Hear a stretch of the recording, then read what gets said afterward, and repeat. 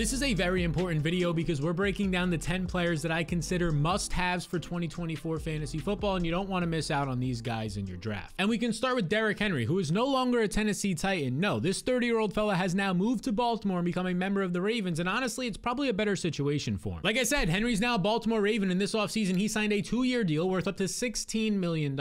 And this is a big upgrade for Henry, who last year he led the NFL in carries still, despite being older, and his biggest competition is going to be Keaton Mitchell, who as of right now is coming off of an ACL injury. This was a rookie last year, and that's not a great thing to be recovering from when it was happening late in the season. As you can see right here on the Draft Sharks injury dashboard, it happened on December 17th. This was week 14, and normally this is something that you can come back from and maybe be ready for week 1, but it doesn't seem like that right now. This appears to not have been a clean ACL tear and a smooth recovery. Because as of just a few weeks ago, the head coach of the Ravens, John Harbaugh, who a lot of you know at this point, he's been there for a ton of time, he's a great coach, he basically said it's not about a comeback during training camp. So they're not expecting him to be back for training camp or the first game. That's the key part. They don't think Mitchell's going to be ready week 1. He basically said that it's not like it's right around the corner. So this looks like he's probably going to end up on the PUP list, which means he'll miss at least 4 games, maybe even more after that, which isn't good news for Mitchell, but great news for Henry. And these ACL tears that aren't clean, they're not smooth recoveries. We've seen it with Saquon Barkley and Breece Hall in the past. It usually takes a full 12 months to get back to your same explosiveness. So there's a chance that Mitchell, he was dynamic as a rookie, he might not be himself until midway to the end of the season. And I bring that up because that's the biggest competition right now for Derrick Henry in this backfield. There's Justice Hill, who's been a career backup, can catch some passes, sure. And then Rasheen Ali, right now some people are getting excited about drafting him later on in their drafts as like a sleeper, a deep sleeper. And I actually kind of understand this. He's out of Marshall. He was a 5th round pick. And look, he's a young player, at least in terms of being a rookie, older for a rookie, but young overall, still at 23 years old.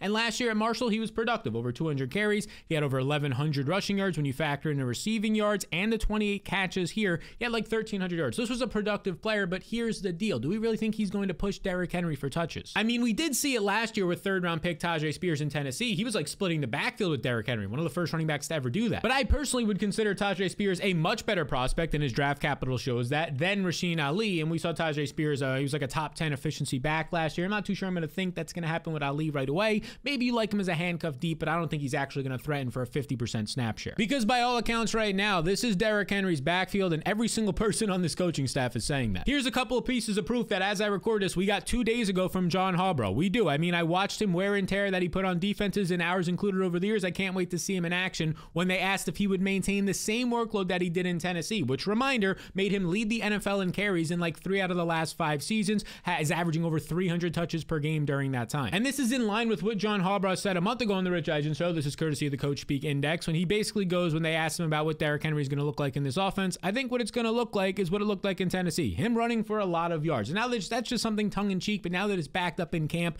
and there's no competition, you can start to believe this. And it's also easy to believe when you look at this offense last year ranked 5th in rushing efficiency, and that was with Gus Edwards as their lead running back, and he wasn't all that efficient. And even with Derrick Henry aging and now turning 30, this big fellow, the king, the self-anointed king, was still productive last year. Henry ranked 9th in broken tackles and 8th in breakaway runs of 10+ yards. And now he's in a better offense with a better quarterback and a great coach. Now there is one question that I would have, and I would actually like to kind of put this out. I don't want to skip over this by any means, and it's the offensive line. Last year, this offensive line, they ranked 6th in run blocking. They were great, but since then, they lose a starter and a guard in John Simpson. They lose Morgan Moses, who they traded to the Jets to tackle, and then their center, Kevin Zeitler, who had been there for a couple of years, not like one of the best centers in the league, but definitely average to above average, and they only replaced these guys with Josh Jones in free agency and then Roger Rotengarten in the draft. So I'm a little bit concerned here about how the offensive line will look, but I still believe it'll be above average even with these subtractions and new additions. And oh yeah, one more thing. Some people might say, oh, but Lamar's going to take all the touchdowns. Lamar only had 5 carries inside the 5-yard line last year, and since then he's actually lost a lot of weight this offseason, which means it's less likely that he's going to be banging it down in between the 5-yard line. Pause, and the guy who got those carries was Gus Edwards, who scored 13 touchdowns. Now Derrick Henry's in that role. So when I pull up my fantasy blueprint that's available right now, risk-free, link is in the description. Thousands of people are using it. You should too. You can see right here, I have Derrick Henry ranked as my 18th overall player. I think he's a 2nd round pick. Right now he goes 32nd overall in the 3rd round, so I'm 14 spots ahead of the market. He is a must-have player in the first one that we're talking about in this video. And the second one that we'll talk about takes us to a veteran wide receiver, and that will be Tyler Lockett of the Seattle Seahawks. And similar to Derrick Henry, yes, he's an aging receiver and he's going lower in drafts right now, and I love it. He's going in round 10 as the 115th player off the board. I mean, let's just talk about some quick stats first of all. If you look at the last 6 seasons for Tyler Lockett, 37th overall last year, and then before that just a bunch of top 20s finishes right here in fantasy, 17th, 12th, courtesy of Player Profile. profiler 22nd, 23rd.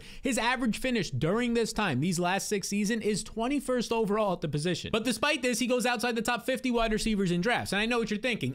He's 31 and a half years old. And generally speaking, I would agree with you. That's not the player you want to target. And maybe you think he's already falling off the cliff because last year he was 37th in fantasy points per game, his worst finish in like 6 or 7 years. And again, this would be good logic, but it lacks context. Because for starters, he didn't fall off a cliff. Last year, expected points added, EPA. You might see some people on podcasts or in the NFL talk about what this means. It basically just means efficiency for that person in their offense. He was a top 20 receiver in efficiency last year. And he ranked 21st at beating man coverage, one-on-one in man coverage. So that's well above average, definitely above average, if not great. Now, here are some of the possible issues that led to him just being 37th in fantasy points per game. First off, he only scored 5 touchdowns. And that's not nothing, but let's look at it compared to his previous seasons. 9, 8, 10, 8, 10, right? You see all these touchdowns. He's averaging like 8 to 9 per year. 5, he's cutting that almost in half, definitely dropping by like 40-50%. And then second, his catchable target rate was just 71%. Now, this isn't awful. It ranked 45th in the NFL, but it could have been better. At times, Geno Smith was highly inaccurate last year. DK Metcalf definitely suffered from this the most downfield, but so did Tyler Lockett. And lastly, Tyler Lockett was just used in weird ways last season compared to previous years. He had just 19 deep targets across 17 games, which was a 5-year low. Basically, he wasn't used downfield as often as he had been, which leads to explosive plays, big touchdowns, 20+ yard gains. He didn't get to see as many. But the good news is his role should change with a new offensive coordinator in Ryan Grubb, who comes from college in Washington. The last 2 years he coached at Washington. You can see right here, he was the offensive coordinator over there, and that team ranked 3rd in passing offense last year, threw the ball a ton and used a lot of 3 wide receiver sets, and specifically loved to throw the ball downfield. And now, of course, this is a totally different offense. It's not Michael Penix in college at Washington, and it's 3 different receivers with Geno Smith, but they still have 3 great receivers to use 3 wide receiver sets and a capable quarterback to replicate what they did in college. Now, another concern might be the overall competition, and yeah, no doubt about it. I think DK Metcalf is the wide receiver 1 on this team. I've talked about in other videos how I think he's a potential league winner, and I really like getting him this year in rounds 4 to 5. But you miss out on him, or if you just want to draft Tyler Lockett in round 10 much later, I think he's still a strong value. And then there's Jackson Smith-Njigba, who's entering his 2nd year, and right now in OTAs and as training camp begins, he's getting a lot of hype from his coaches, his offensive coordinator. It makes sense. This is a former 1st-round pick who dominated in college at Ohio State at a big program. He should be talented. He should be putting up production, and this 3 wide receiver set offense with Ryan Grubb from Washington is going to let all these guys succeed at their ADPs, in my opinion. Specifically for JSN, he's always been more of a slot receiver, including in college, whereas Tyler Lockett can work in the slot, out wide, short, deep, and intermediate areas of the field. I think that benefits him more to get more usage. So right now, you could see Tyler Lockett for me as my 96th overall player. He's in my top 100 players, but he goes 115th overall in drafts. I'm 19 spots ahead of him. He's a great play in the fantasy blueprint. Again, you can get this down below, risk-free right now. And here's one more thing. Lockett has only missed 1 game in his entire 9-year career. He's extremely reliable. Now let's go from one wide receiver, a veteran, to a very young wide receiver. And that very young wide receiver is a rookie who's only 20 years old. The Giants' new wide receiver 1 that I cannot stop drafting in rounds 4 or 5, and that's Malik Nabers out of LSU. Believe it or not, Malik Nabers, as you can see in the blueprint, is a top 24 overall player for me. I think he's like a 2nd-round pick, but he goes 47th overall in drafts, so like right around that 4th or 5th round turn. I'm 23 spots ahead of him, and look, I just think this guy has so much upside. And I know what a lot of people are going to say, oh, we've seen maybe 1 or 2 reports out of camp from the offensive coordinator head coach Brian Daboll that things aren't looking too great for Malik Nabers. And I would say that either you or the people that you listen to are just blowing that out of proportion, blowing the quote out of proportion. You could see Coach Speak Index about Malik Nabers. He's got a lot to learn. Was a productive player at LSU. Okay, these things are true. He has a long way to go here. That makes sense. He just got to the NFL a couple weeks ago. It's his first few weeks of practice.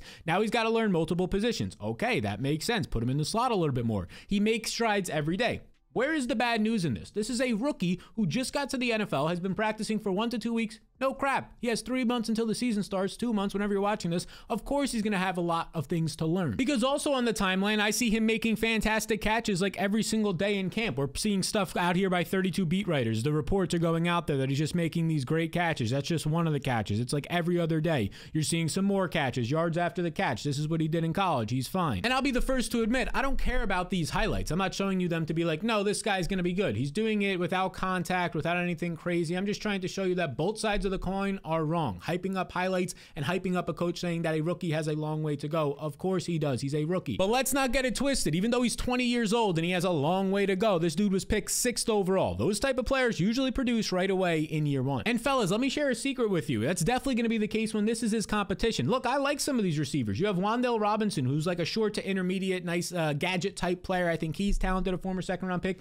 Darius Slayton, getting up there in age, currently trying to fight for a new contract. Okay, he's a nice intermediate it's a downfield receiver. Jalen Hyatt, mostly a downfield weapon, didn't get used all that much last year due to the quarterbacks like Tommy DeVito wasn't the perfect player to be throwing downfield. So I think there's definitely some talent in this wide receiver room. I mean, you look how deep they go. They go Isaiah McKenzie, who's talented. Isaiah Hodgins has shown flashes. Even Allen Robinson is on this team, which is crazy. If you didn't know, now you know. All these guys, though, do not hold a candle to the complete level of receiver that Malik Nabers is both in the slot, out wide, after the catch, and on his routes run. His yards per route run, all that is amazing. And I hate to break it to you, but there's no other playmakers on this team. Maybe you believe Jalen Hyatt or Wan'Dale Robinson are playmakers. Really haven't seen it yet. Saw it in college at weaker competition in totally different roles. But right now, the Giants don't have playmakers. Darren Waller just retired, and Saquon Barkley is gone, went to the division rivals, the Philadelphia Eagles. So what you're left with here is guys replacing them. Devin Singletary, nowhere near the type of playmaker as Saquon Barkley. Darren Waller getting replaced by Daniel Bellinger and a rookie Theo Johnson. In my opinion, not the same playmakers as him in his prime. Allen Robinson, Isaiah McKenzie, these are not playmakers. Malik Nabers is. And if for some reason you're not familiar, Malik Nabers last year in college at LSU, over 1,500 yards on 130 targets, an absolute monster, earning 32% of that team's target share at LSU while competing with another first-round pick in Brian Thomas Jr. I mean, the guy is just an absolute stud. Malik Nabers, a freak athlete as well, running in the 4.3s at his size and his weight. Coming out of college and as he entered the NFL draft, his closest comparables statistically was Amari Cooper, and just the way that he played on the field was Jamar Chase. Now, the obvious knock is the quarterback room. It's pretty bad. Drew Lock is there. Tommy DeVito is still there. Daniel Jones is coming off of a pretty serious injury to his knee. So all these things are not great, but hey, I think it's baked into his price point. He goes in the 4th or the 5th round. If he had a stable, good quarterback, he'd be going where Marvin Harrison Jr. is going since he has Kyler Murray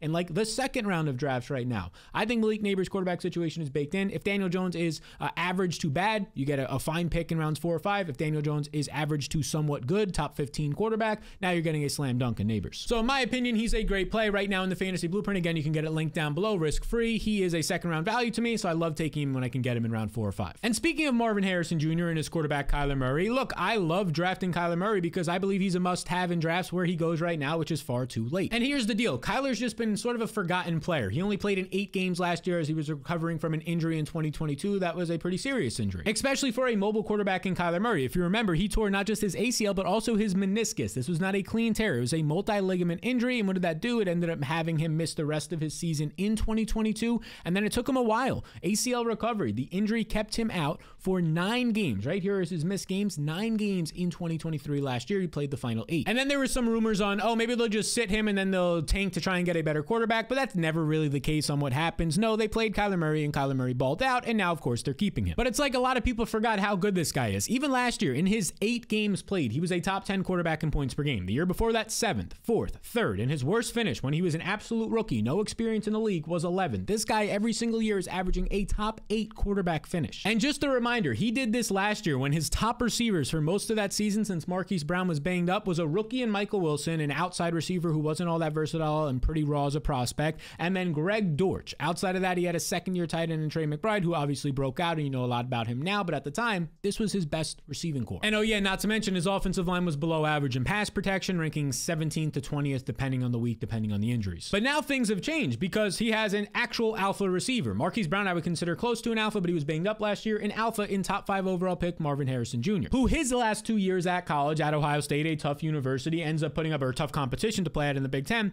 ends up putting up over 1,200 yards per season, as you can see right here, while playing with Jackson Smith-Njigba in 2022, and then Emeka Egbuka in 2023, probably butchered the name, but he's going to be a first-round pick next year, and both seasons put up receiving touchdowns of 14. But that's not the only addition that ended up coming to this team to make the offense overall better in the receiver room, because a lot of people will scoff at this, but they actually ended up adding Zay Jones, a wide receiver who I believe is talented, who last year dealt with legal issues as well as injuries, which kept him off the field with the Jaguars, but 2 years before that, one with the Raiders in his first year with the Jags, was a great receiver. Definitely an upgrade from like Rondale Moore, who was on this team last year, and they improved their offensive line by signing both Evan Brown and Jonah Williams. They also took a couple of guys like Isaiah Davis and Christian Jones in the draft, so I think their pass blocking should be average to above average this year. So as of right now, as you can see in the fantasy blueprint right here at the top of the screen, I'm in on Kyler Murray. He's my 69th overall player. He goes 73rd overall, so I think he should be ranked a couple of spots a half a round higher. So if I get to round 7, I think this is one of the last league-winning upside type quarterbacks you can get who has that mobile upside. Another one being like Jaden Daniels a little rounds later. Now, these next few running backs I think are like the middle to late round running backs. They're definitely must-haves that will probably win you your league in rounds 8 and 9. But before we get there, I have to let you know about the fantasy blueprint real quick. You just click the link in the description below or the QR code that'll be on the screen in a second. You click get access, and there's a bunch of ways to get access to the blueprint completely risk-free this year.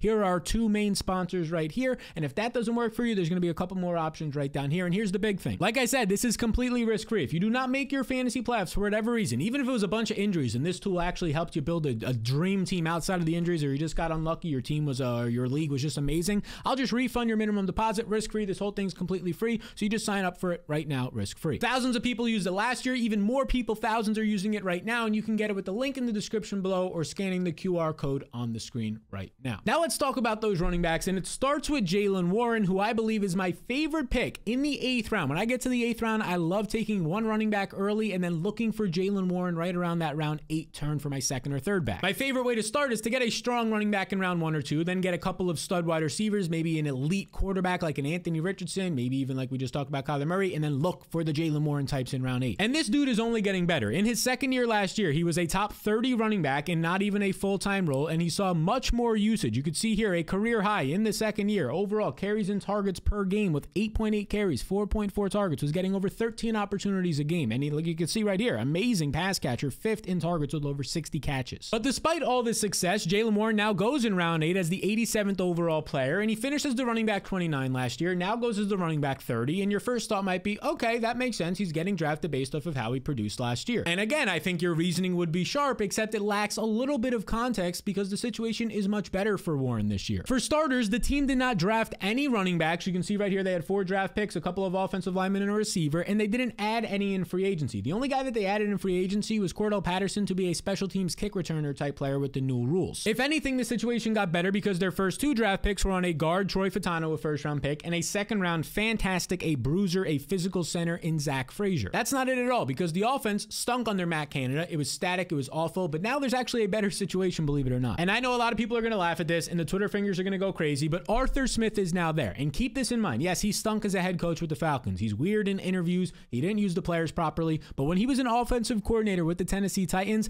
everybody benefited. The backfield benefited during those years, specifically Derrick Henry. We saw the wide receivers. A.J. Brown had a top 5 finish. He knows how to call an offense, and he also loves to run the ball. He did that both in Atlanta. They were the #1 rush offense when trailing last year, and now he's going to do it in Pittsburgh, who Pittsburgh last year ranked #1 in running in neutral situations. They ran 50% of the time last year. 50% of the time is a crazy number in today's NFL, but look at this. Arthur Smith in a recent interview, he said, look, we're going to have 1,100 plays this year and 550 are going to be carries. This guy wants to run the ball 50% of the time yet again, which is going to help Jaylen Warren and Najee Harris and the Steelers backfield. And for what it's worth, I do believe the quarterback room upgraded from Mason Rudolph and Kenny Pickett to now Russell Wilson and Justin Fields. That should also help the offense. A lot of people will be quick to point out that Najee Harris is still there, and I would agree with you. Najee Harris is still there, but we saw Jaylen Warren be a top 30 running back with Najee there last year. Warren's only getting better. That was proven last year, the upgrades to the situation we talked about. And Najee Harris, they didn't pick up his 5th-year option. The team said, we don't want nothing to do with you after this year, so maybe that gives a little bit more usage to Warren. Now, there could be the counter and say, oh, since they're not going to use him after this year, they can just give him a ton of touches. But if that's the case, I think you might see Najee start to break down as an older player who has dealt with foot injuries in the past. And let me make it clear, when I say that, I want to knock on some wood here for Najee Harris. I'm not rooting for the injury. I just think that that's actually what could happen because we saw that not only in college, where he had massive workloads, but also in the NFL when given massive workloads. And it should also be noted that Jaylen Warren was better than Najee Harris last year. Warren ranked 1st in broken tackles per carry and 3rd in yards created per touch. The guy was an absolute monster, and you should not forget that. He was extremely efficient on 12 to 13 opportunities, a decent amount per game. And here's the thing. In his 2-year career, Najee Harris and him have played all 33 games together. They've both been out there every single game. If Najee was to miss some time, even just like 1, 2, or 3 games, which most of the times running backs will, veteran aging running backs will miss a couple of games, that makes Jaylen Warren a wide receiver or running back 1, like a top 10 to top 15 guy, at least a couple of weeks on the year, which will definitely boost him into the top 24 in my opinion. But as of right now, he goes nowhere near the top 24 running backs. He's a top 24 back for me. He's my 70th overall player, goes 88th right now in ADP. I'm 18 spots ahead of him in the fantasy blueprint. This is the top 250 rankings, just one small piece of the puzzle, like maybe 10% if that of what you get in the fantasy blueprint for your draft, and then every single week during the year you're going to get tools. So this is honestly like 1% of what the blueprint is, and there's a lot of value in this alone. Let's stick in this mindset of like these 8th or 9th round running backs. I like Warren in round 8. Now this next guy in round 9, hard to pass up. Right now I like getting that early running back, then looking for Warren in round 8, and then getting my 3rd running back, Jonathan Brooks, in round 9, the brand new, in my opinion, rookie RB1 for the Carolina Panthers. These are the types of players that I like to target in the middle to later rounds. Guys who are going to see potentially a good to great workload are younger players and dynamic, like Warren, like Jonathan Brooks. And if you're not familiar with Brooks, he was taken by the Panthers in round 2 out of Texas this year, and we can scroll back up here. I don't know why this is a little booted there. And Jonathan Brooks was traded for 2 draft picks. They gave up 2 draft picks to go get Jonathan Brooks. Technically, it was 3 draft picks. They gave up up their second round pick and then 2 more 5th rounders. So that shows that they're confident in him, which is important because he's coming off of a torn ACL late in the season last year, which might give you some worries. But the fact that a team gave up 2 to 3 draft picks for him, and we also know that the Dallas Cowboys were very interested in taking him in the second round, kind of shows that his medicals are smooth. This was a smooth ACL tear, and it'll be an easy recovery. But it should be noted that this was a late season ACL tear. This happened in November, so this is something that as of right now, he's expected to be back by August, expected to play week 1. Maybe it takes him a couple weeks to get ramped back up to speed. Think Saquon Barkley from like 2 years ago, but then once that happens, he's good to go. There's nothing concerning, at least right now, about this. And now some people might be quick to point out, but earlier we talked about Keaton Mitchell. He's also a younger player. He had an ACL tear. What's the issue with him? Well, it's just all about the information we're getting. First off, Keaton Mitchell's injury was a little bit later, a couple weeks to a month later than Jonathan Brooks. And all the news that we're getting for Brooks right now is that, okay, yeah, he's going to be playing week 1, where Keaton Mitchell's is, he's definitely not playing week 1 from his own head coach that we showed. Probably going to be going on PUP. That's a major difference. Now, some people might point out this recent quote that just happened a few days ago from new head coach Dave Canales. He basically said Jonathan Brooks has a little ways to go, so we'll kind of keep progress into camp on what he is looking like right now with his ACL. That makes sense. His recovery is not until August. That's 2 to 2.5 months away. Of course he's going to have a little ways to go. I read this as nothing has changed. This is status quo. There's nothing alarming about this quote. So now that we got that all cleared up and out of the way, as of right now, this could change, but as of right now, he will be ready week 1 and will be good to go in August. It was a clean tear. And if you're not familiar with his game, he did not get to play much his first 2 years in Texas or in college at Texas, just 4 games, 20 carries, and in 2022, 5 games, 30 carries, because during these years, Bijan Robinson, one of the best running back prospects in the last 2 decades, and Roschon Johnson were both there, but in 2023, he got to be the guy. And in just 10 games, over 1,100 yards, so averaged over 100 yards rushing per game, caught 25 balls, and had 286 receiving yards. This guy does everything. He averaged over 140 yards per game and was working downfield as a receiver at times out of the slot for Texas last year. And when I say he does everything, he does. He's perfect for the NFL. He has the size, the speed, ability to break tackles, pass protect, and catch passes. He's your prototypical 3-down back in the NFL. Now, it may take him a couple weeks, like I said, to get going once the season starts, but by the midway point, I think he is going to be the guy. And now his toughest competition as of right now, it'll be Chuba Hubbard, who is a quality back, but honestly nothing threatening on the final year of his deal. Then there's Miles Sanders there, who signed a decent contract, like $6 million per year, not including guarantees last year, but actually lost his job to Chuba Hubbard. Then they signed Rashad Penny. He's been with Dave Canales in the past at Seattle a couple years ago. Some people think that matters. I really don't think it matters at this point. Penny's older, hasn't been able to stay healthy or even get on the field with the Eagles last year. So I think Jonathan Brooks, maybe come like week 3, 4, 5, is going to be the clear RB1 and definitely be involved from weeks 1 to 2 to 3 as he gets up to his full workload. And now here's the deal. Last year, Chuba Hubbard was a top 10 running back the final 7 games of the year, even though the offense stunk and the offensive line ranked 28th, bottom 5 in run blocking. But that should change this year for Jonathan Brooks and also Hubbard to an extent, because the entire environment is different right now.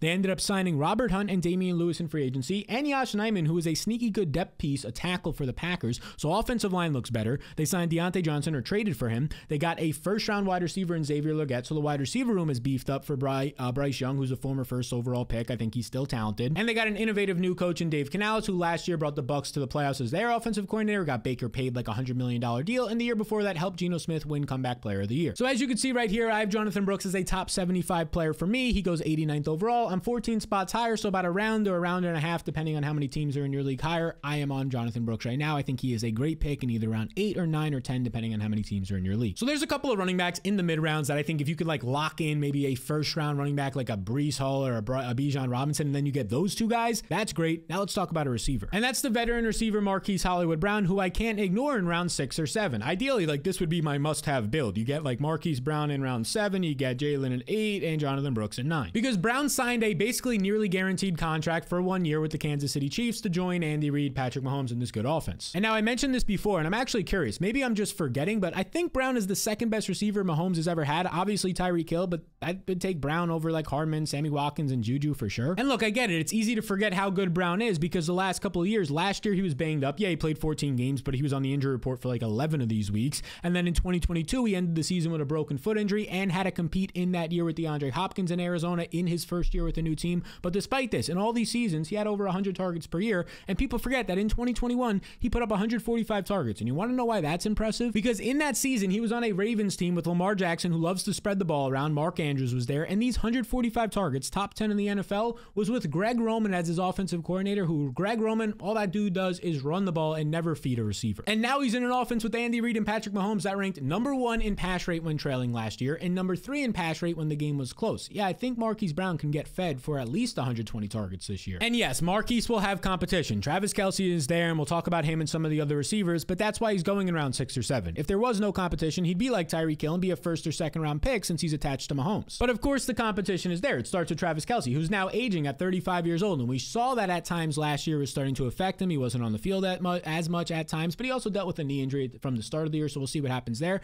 And then there's some receivers, like Rashee Rice is there. In his rookie year, had over 100 targets. It was like top 10 in first read target share. All this is great, but right now, 2 off-field incidents, he's facing a suspension. Some people are saying 4 to 6 to 8 games. Then there's Xavier Worthy. I have nothing really bad to say about him. Talented receiver, 3 years at Texas, broke the combine record for speed, although it's a little bit tainted. It's kind of fake because he lost weight for it. But either way, Xavier Worthy, talented receiver, but still a rookie, where Marquise Brown is the experienced veteran for 4 years, and I think is a great receiver. Now, don't get me wrong. If Xavier Worthy comes out and is like Jamar Chase right away, week 1 in his rookie year, and he's just dominating left and right, then yeah, Marquise Brown's going to play second or third fiddle to Worthy and Kelce. I'm just not sure that happens right away. Because honestly, you can kind of convince me that like Mecole Hardman starts over Worthy week 1, which sounds crazy, but we've seen it before. Quentin Johnson didn't start the first overall pick last year, or the first round pick by the Chargers last year. It was Josh Palmer instead. These things happen in camp. So I'll take my chances on Marquise Brown, who his past injuries aren't concerning to me. It was like a broken bone and a heel injury that is, assuming that they healed properly by this point, they should. He's good to go. No re-injury risk. He's my 56th overall player. Goes 70th overall. Right now in the fantasy blueprint, we're 14 spots higher, about a round higher, showing you that he's an obvious standout value, somebody you need to be drafting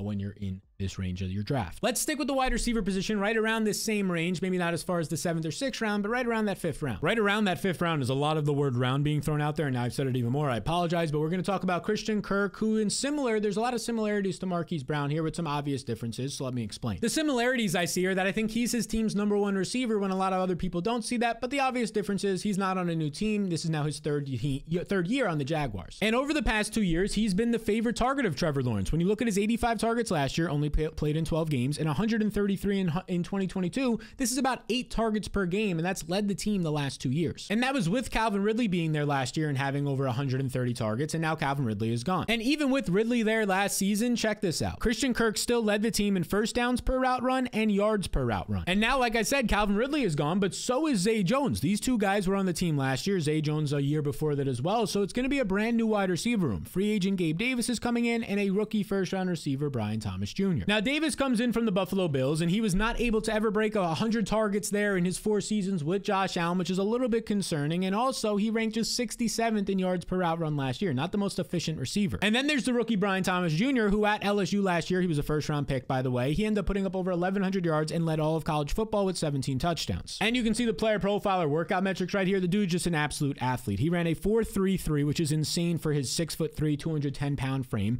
99th percentile speed, as good as it gets. His catch radius, elite, 98th percentile, and quality burst at 83rd percentile. But even though he was a first-round pick, he's not the type of route runner that a lot of first-round picks are. He's a little bit raw of a prospect, basically just one with his speed downfield last year. But it's not black and white. It's not like he just stinks and he can't run routes. He can run routes, we just didn't see it consistently. And now some people have actually sent me this in the DMs talking about Brian Thomas Jr. because I've said I'd like Christian Kirk, and they're saying, oh, here's a victory lap for Christian Kirk. No, we're not going to do that. This is them talking about Brian Thomas Jr. We're trying to get him to talk more, just ask more questions. He's not a big talker. For the most part, he just kind of nods and looks at you and then goes out onto the field and does it right. I don't know why people are thinking that this is a bad thing. Even though I like Christian Kirk, I'm not going to use this as evidence against Brian Thomas. The guy is quiet. He's a rookie. He's in the league. He's a young rookie, by the way, who comes from a college profile where he really didn't talk as much there either. These leadership traits are not for everybody, and I'm sure it can kind of be brought out of him by guys like Trevor Lawrence and the coaching staff, but that doesn't mean the guy can't play. Let's not get it crazy and twisted on some of these things. We can like Christian Kirk without trying to slander Brian Thomas for just being quiet. Now, with all that said, Christian Kirk right now in the blueprint is my 47th overall player. Currently goes 58th overall, so I'm 11 spots ahead of him. I like to take Christian Kirk. If I can get him in the 5th or 6th round, man, a dream draft. Right now, as of this recording, 6th round Christian Kirk, 7th Marquise Brown,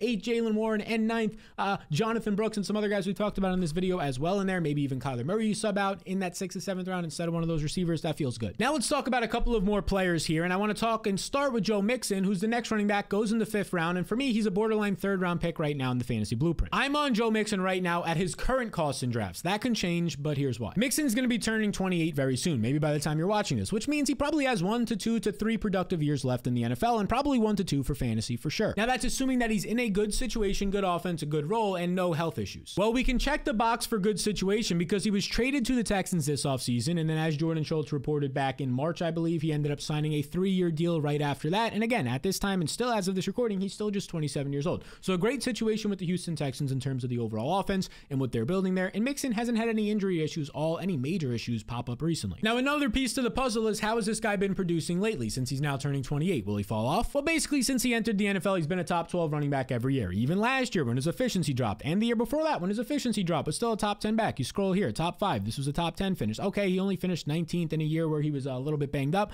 and then 9th overall. Basically, outside of his rookie year when it wasn't a full backfield for him, every other year he's averaged like a top 12 finish. And now he leaves the Cincinnati backfield that had a couple of young, talented players like Chris Evans and Chase Brown potentially going to feed or steal some touches from him to now a much easier backfield. Because now he's on a team that no longer has Devin Singletary, and it's just going to be these guys as his main competition pieces. Dameon Pierce, who lost his job to Devin Singletary last year, maybe he bounces back, but averaged less than 3 yards per carry last year and ranked 109th out of 140 running backs in success rate. Then there's Jawhar Jordan, who was an undrafted rookie running back and probably not even the best running back on his team in college last year. That would most likely be based on the NFL draft capital, 4th round pick for the 49ers, Isaac Horrendo. And then there's JJ Taylor, kind of just like a special teams player, a depth piece, a guy who gets some run in the preseason, a smaller back, definitely not a threat to Mixon. And look, I'll be the first to admit, Mixon has not been super efficient the last few years. Heck, last year he ranked 71st in broken tackles per touch. He hasn't been breaking tackles, he hasn't been efficient, but that doesn't matter if you're going to get a massive workload. I don't need you to average 5.5 yards per touch if you're going to get 250 to 300 touches. Sure, maybe if you're only going to get 100 touches, yeah, you got to be really efficient, but he's not going to have to only get 100 touches. This is going to be a big workload. Now, I will admit, my number one concern for this team is the offensive line. Run blocking last year, they were 17th in the NFL, and since then, they lost a tackle in George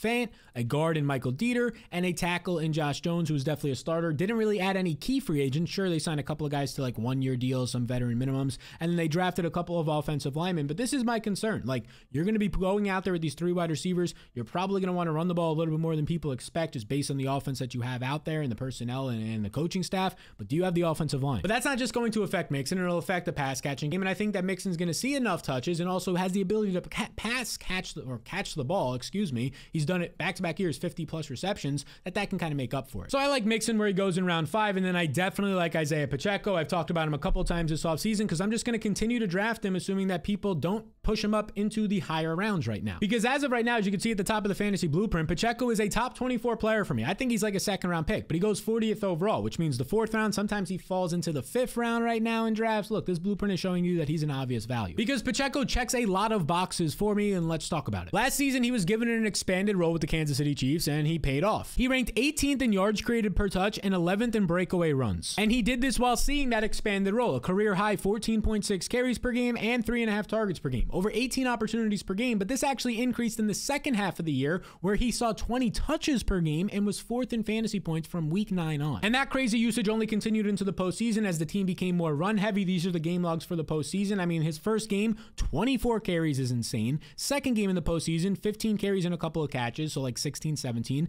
Then 24 carries in the AFC Championship, and in the Super Bowl, 18 carries plus 6 receptions, 24 touches. This guy was averaging 23 touches per game in the playoffs and helped this team win a Super Bowl. So this former 7th round pick last year in his first year as like the full workhorse back finished 14th in fantasy points per game and 8th in overall usage. And if I'm being completely honest, nothing is really threatening him from having another major role in 2024 this year because the team just didn't really bring in any new threats. Sure, they signed Keontae Ingram. The guy's never had over 35 rushing attempts in a season. They re-signed Clyde Edwards-Helaire to a 1-year deal. He's never been able to beat out Isaiah Pacheco. Deneric Pierce, an undrafted free agent from the team last year. A lot of people loved him in the preseason, got 0 carries in the regular season. And now I see some people asking me about Louis Rees-Zammit. I'm probably butchering the name. He comes over from the English League for rugby, and he was a great player there. But look, it's a different sport. And just like Deneric Pierce last year, who was getting hype in the preseason, I think that's what's going to happen with Louis here because it's a weaker depth chart. Dude's never played football, and Clyde Edwards-Helaire and Keontae Ingram, even though they're not the greatest players, they've been playing football at a high level for years. So no disrespect to the rugby players and all the rugby fans out there and the people who really have been following him coming over and having a great training camp or OTAs or any of that, but I just think it's kind of a stretch to think that he'll definitely threaten RB1 touches. Now, all this boils down to Pacheco not having a lot of competition. And maybe you might be saying, oh, but they added Marquise Brown, a receiver we talked about earlier. We like him. They added 1st round pick Xavier Worthy. This is going to be a team that passes the ball more. I just don't know how they could pass the ball more when they ranked 3rd in neutral pass rate last season, and now teams, since they have those speedy receivers on the outside, are going to put even more 2 high safeties, which just invites the run. You have 2 safeties back, invites the run even more. So when I'm looking at this right now, and I see Isaiah Pacheco going 40th overall, which I think is a round or 2 too late, but heck, we'll take that value, and he's going after guys like Cooper Kupp, who's at a crossroads in his career, going after guys like Stephon Diggs even. If you scroll up even higher, somehow Sam Laporta is going 15 rounds higher than him. That's just an absolute mistake in my opinion. I love taking Isaiah Pacheco in the 4th or definitely 5th round if he falls there. These are 10 league winners, and I want to emphasize this. As of right now, of course this is going to change as training camp and the preseason and injuries and news reports come out, but as of right now, these are guys that you want to star and put down as targets in your draft. Now, these are guys that I consider must-haves, but there's some other players that are league winners if just a few things break right for them. And if you want to see who those players are, well, you can check out this beautiful, lovely video over here. And if you made it all the way to the end of this longer than usual video,